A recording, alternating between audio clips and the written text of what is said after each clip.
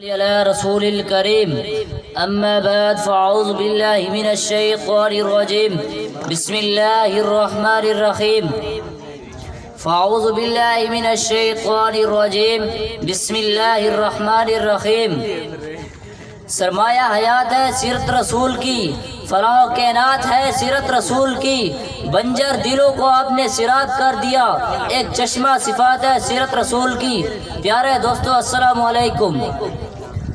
میرا آج کے موضوع ہے سیرت النبی صلی اللہ علیہ وسلم۔ جناب صدر،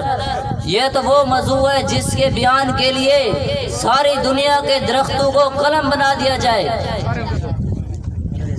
سمندروں کے پانی کو سیاہی بنا دیا جائے اور زمین سے آسمان تک کے خلا کو اوراق بنا دیا جائے، تو یہ تو گمان کیا جا سکتا ہے کہ قلم ختم ہو جائے، سمندروں کا پانی خشک ہو جائے گا اور زمین سے آسمان تک کا خلا پر ہو جائے گا، لیکن ہمارے پیارے نبی صلی اللہ علیہ وسلم کی سیرت پاک مکمل نہ ہو پائے گی۔ زندگیاں بیت گئی اور قلم ٹوٹ گئے، تیرے اصحاب کا ایک باب بھی پورا نہ ہو سکا۔ جناب صدر، ایک مومن یا مسلمان کے لیے، ایک کلمہ گو کے لیے نبی کریم صلی اللہ علیہ وسلم کی ذات گرامی ہر لحاظ سے مرکز مہور ہے۔ یہ ایمان و اعتقاد کا مربع ہے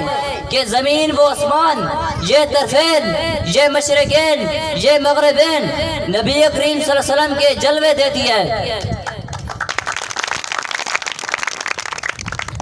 مگر رسول صلی اللہ علیہ وسلم تو ورال ورا ہیں، ہماری پہچان کی حد سے بھی براتر ہے۔ جناب صدر، آج کل کا یہ ترقی یافتہ ایٹمی دور اور منطق کا دور ہے، منٹ کی پرواز ہے، چاند پر کمندیں ڈالی جا رہی ہیں، سائنس نے مریخ کو مسخر کرنے کا دعویٰ کیا ہے، لیکن ذی علی وقار آج سے 1478 سال پیچھے چلتے ہیں، جب آج کا سیارہ نہ تھا، آج کا طیارہ نہ تھا، ایٹم کی ہم آہنگ نہ تھی، مشینوں کی کھڑکھڑاہٹ کا دور دور تک کوئی نام و نشان نہ تھا،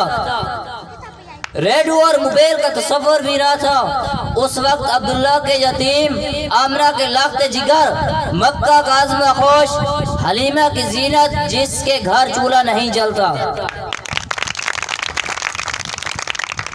پیٹ پر پتھر باندھتا ہے، لیکن اسی نے اپنے نالین مقدس سے عرش کو سرفراز فرمایا۔ بس میں آخر میں اتنا ہی کہوں گا، حضور ہے تو سرے آفرینش پا گئی دنیا، اندھیروں سے نکل کر روشنی میں آ گئی دنیا،